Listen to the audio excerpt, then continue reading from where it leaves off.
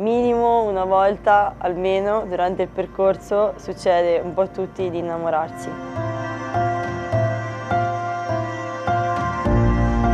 Non ti danno la possibilità di poterti conoscere con una persona.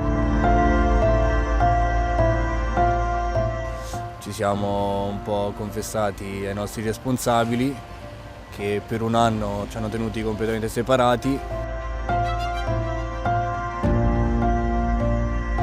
E allora abbiamo resistito, ci siamo baciati di nascosto, poi tant'è che ci hanno scoperto, poi lì non è che sbagli, tutto va bene.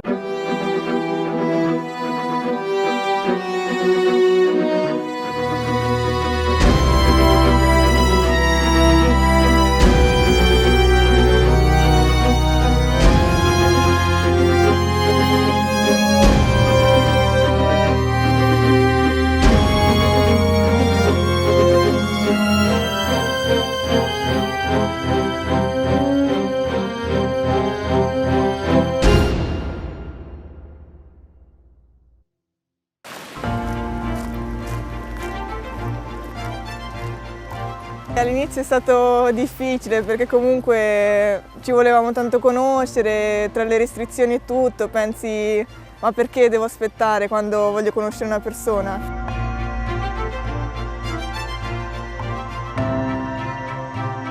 Questi ragazzi per quel periodo di tempo non devono né parlarsi né guardarsi, non devono avere nessun tipo di rapporto, neanche visivo. Molto spesso i ragazzi si illudono che l'amore o anche il sesso possa essere un modo, diciamo, per superare la problematica della tossicodipendenza e quindi la separazione ha questa, diciamo, questa motivazione.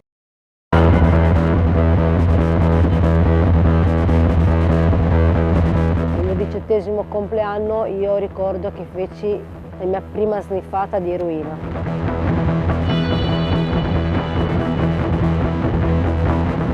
Io ho iniziato a 12 anni con l'eroina e il mio declino è stato molto veloce perché a 14 anni già mi facevo in vena.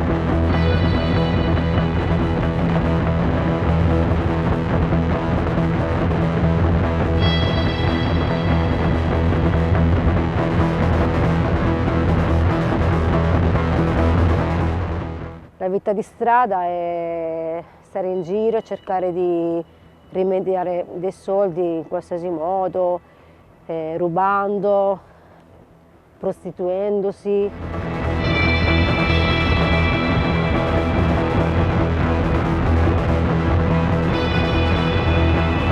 È successa anche una tragedia che mi è morto un amico durante le rave party. Ho detto smetto tutto, invece non ce l'ho fatta. Vivevo con mia sorella che anche lei era giovane, aveva 18 anni e tutte e due usavamo sostanze. Una casa di 2 ragazze alla fine, io quasi una bambina, tenuta male, senza i soldi per pagare l'affitto, quindi siamo state anche sotto sfratto, non sapevamo dove andare, è stato molto difficile come periodo.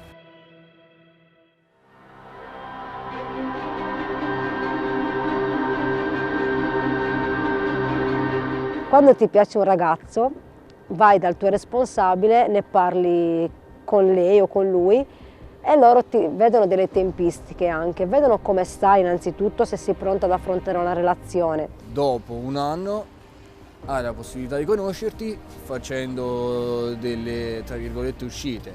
Prime 2 parole, 2 chiacchiere, giusto per sapere ognuno la storia dell'altro. E lì è stata un'emozione pazzesca perché tutte e due non ci eravamo mai parlati. Eravamo rimasti proprio fermi a guardarci come, non lo so, come se fosse successo, però è stato bello, molto emozionante.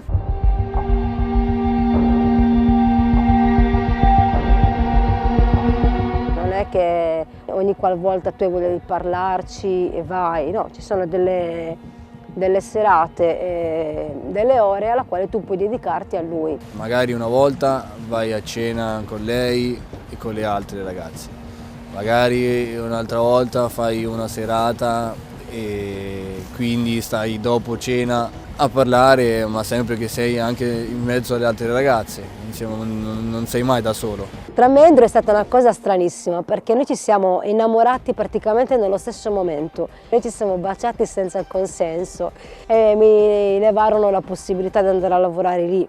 Non potevo più muovermi da sola all'interno della comunità e hanno rinviato anche la mia verifica, cioè hanno prolungato i tempi, come a dire: hai voluto prenderti le cose prima? Adesso aspetti un po' perché devi rispettare le regole.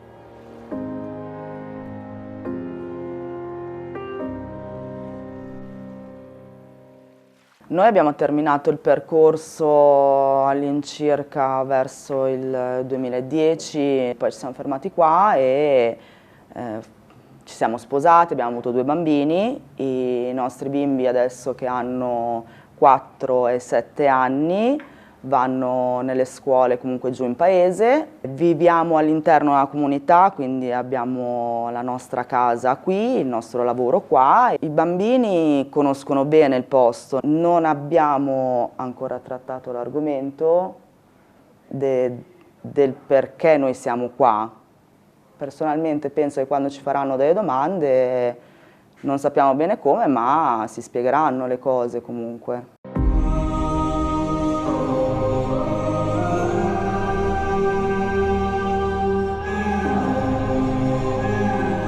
I nostri figli, essendo nati in comunità, un po' hanno vissuto quello che abbiamo vissuto noi, quindi era normale vedere tutti quanti queste persone intorno, è normale che tutti quanti si interfacciassero con loro perché conoscevano i loro genitori, perché erano i figli di Lorenzo, i figli di Eugenia.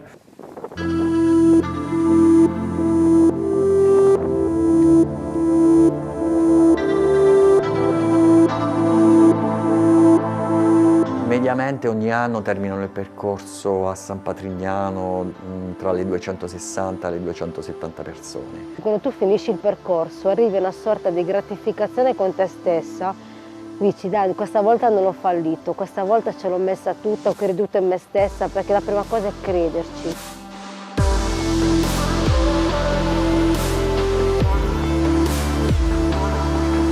Quando esci, non so, è come se il mondo avesse un altro colore. I palazzi mi sembravano molto più alti del solito, perché a San Patrignano è tutto così basso, dai, quando sono uscita ho detto: Madonna, ma sono così alti i palazzi. Riesci a rapportarti, riesci a stare proprio, come dicevo, in mezzo alle persone, a poter lavorare, mantenere gli impegni. Devi farti una nuova vita, devi trovarti il lavoro, devi ricominciare tutto da capo e con una nuova prospettiva, ed è bello questo.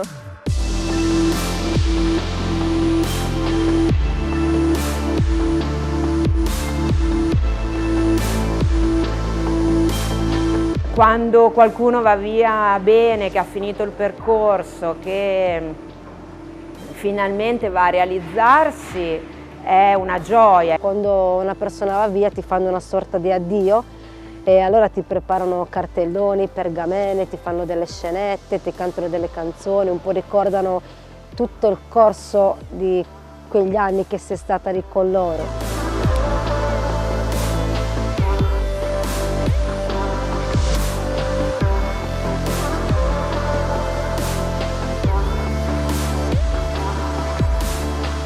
Tra le persone che completano il percorso e poi lasciano la comunità, qualcuno purtroppo ricade, non abbiamo il 100% di risultati positivi. Facendo riferimento a una ricerca che è stata fatta qualche anno fa, dopo 3 anni dalla conclusione del percorso, all'incirca il 72% dei ragazzi che avevano terminato il percorso non erano tornati a far uso di sostanze.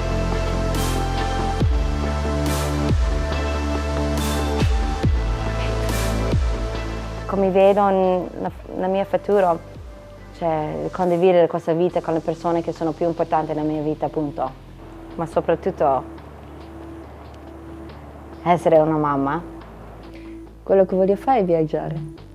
Io voglio vedere il mondo, però mi posso immaginare tra 5-10 anni con una famiglia sarebbe molto bello.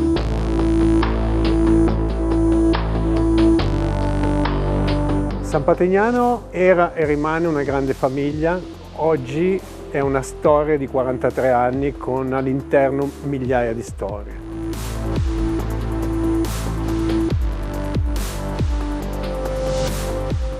Noi per te ci saremo sempre, caro Ste. Oggi stai dando un arrivederci alla tua seconda famiglia. Ti auguriamo la vita che meriti, insegui i tuoi sogni e non smettire mai di credere in te stesso. Adesso facciamo il mio addio, un giorno importante, comunque dopo 4 anni sono qua, vado via definitivamente. E io spero, adesso non ancora è presto a parlare, dai. Però spero che comunque un domani di realizzarlo, cioè voglio realizzare. Sono contento, ho paura, ho l'ansia, però dai, il risultato sono contento.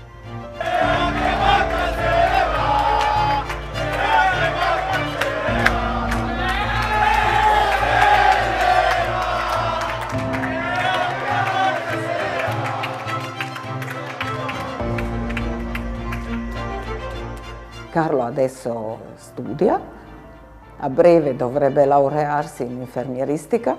Penso che ancora ha i suoi demoni, battibecchiamo sempre, però vive come una persona libera.